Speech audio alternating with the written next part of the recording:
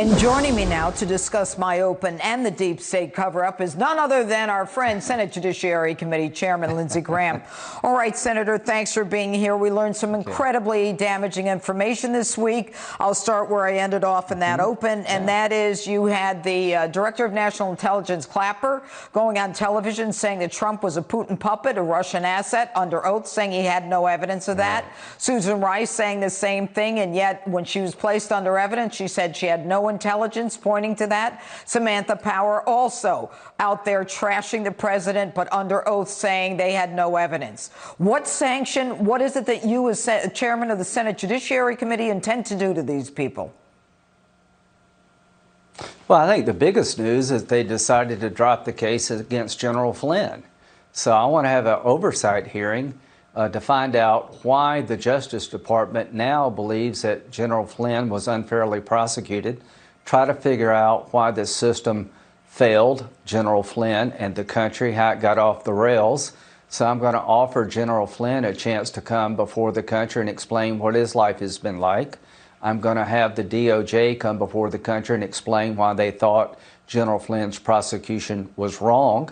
I'm going to call Sally Yates and Clapper to talk about their role in all this. I'm going to invite Schiff to come to the Senate. I can't make him come, but to explain his side of the story and tell us why he believes it's all crazy. The American people are furious. If you have a hearing, what sanction can you use? What can be done to this?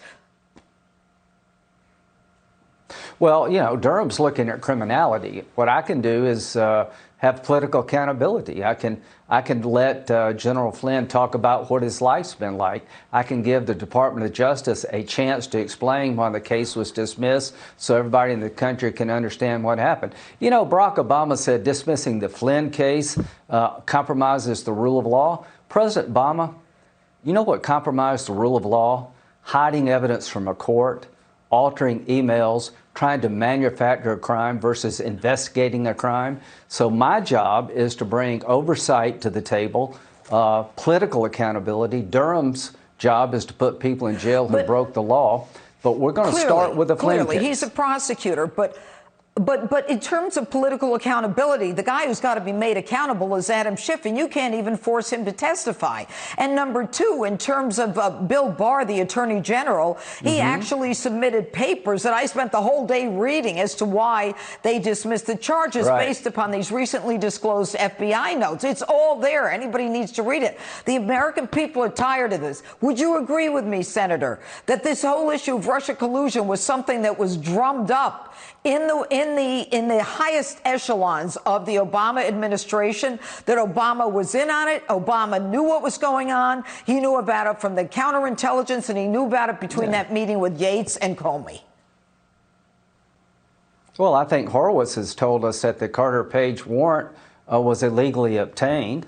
I think we now know that they withheld information from the court. They doctored emails to make Carter Page look guilty when he's not. What do we know about General Flynn? The goal was to get him to lie or get fired. So what do I bring to the table? I give people a chance to talk and speak, not behind closed doors, but out in the open. I want somebody from the Department of Justice to explain why this was a bad prosecution. I want to give General Flynn a chance, if he wants it, to tell the country what life has been like under this system. And I want to call Sally Yates and ask her a lot of questions about the conversation with Barack Obama. I intend to do that. Okay, well, let me ask you this. I assume that you have been talking to Bill Barr, the Attorney General, at the very least to discuss, because I would as a prosecutor. Am I going to go forward with my evidence, my case, testimony under oath, or am I going to let the feds go first? Talk to me. Well, so what's going to happen here is I don't want to get in Durham's way. You make a good point, Judge. What I'm trying to do is the Flynn case is over. At least I hope it will be over by the first week in June. So I can tell you tonight that we're going to have our first hearing the first week in June. It's about the Flynn case, how it got so off the rails, how they manufactured crime rather than investigating a crime. We're going to ask people questions. The real professional FBI agents on January the 4th said there's no evidence that Flynn has been involved with the Russians.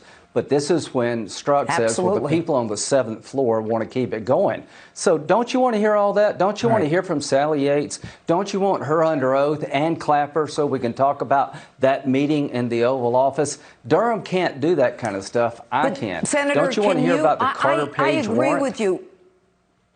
Yeah, but Senator, don't you understand how frustrated the American people are? We had the Benghazi hearings. We know that they lied about that Russia collusion, delusion, and the hoax.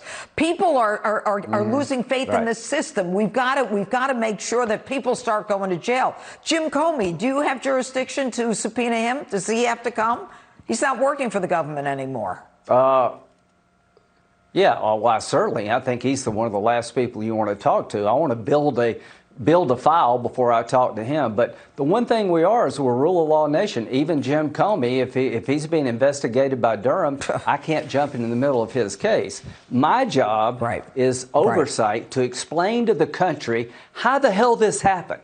How is it possible that you could have a 2-year investigation where there's no evidence to begin with to make sure it never happens again? Exactly. Senator Lindsey Graham, thanks so much for being with us tonight. We appreciate it, and good luck on that.